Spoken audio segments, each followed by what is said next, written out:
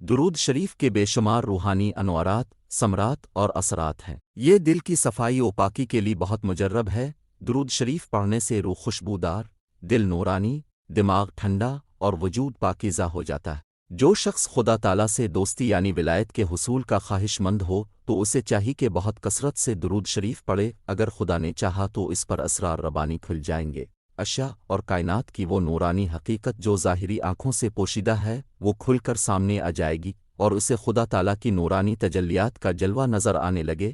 لہٰذا یہ کہنا بیجا نہ ہوگا کہ درود شریف کے ایک ایک حرف میں نور کے سمندر سمائے ہوئے ہیں۔ درود شریف کی کثرت کی وجہ سے باطنی انوارات حاصل ہوتے ہیں، عالم بالا کا روحانی مشاہدہ ہوتا ہے، روحانی منازل طے ہوتی چلی جاتی ہیں اور درود شریف پڑھنے والا بہت جلد منزل مقصود پر پہنچ جاتا ہے۔ حضرت جلال الدین سعود فرماتے ہیں کہ خدا تعالیٰ تک پہنچنے والے راستوں میں سے قریب ترین راستہ درود شریف ہے۔ درود شریف کے بغیر خدا تعالیٰ تک پہنچنا ناممکن ہے۔ جو انسان عاشق رسول ہوتا ہے اور کریم نبی الصلاۃ والسلام کے عشق میں کثرت سے درود شریف پڑھتا ہے، اس پر ایک وقت ایسا آتا ہے درود شریف کی برکات اس پر ظاہر ہوتی ہے، اس کی روح زمین و آسمان کی سیر کرتی ہے، وہ جو بھی کہہ دے رب تعالیٰ اس کی ہر بات پوری کرتا ہے، اور درود شریف کی برکت سے خدا کی ہر مخلوق اس کی تابعدار ہو جاتی ہے، اس کے لیے مغفرت کی دعا کرتی ہے، اس کے لیے بخشش کی دعائیں کرتی ہے۔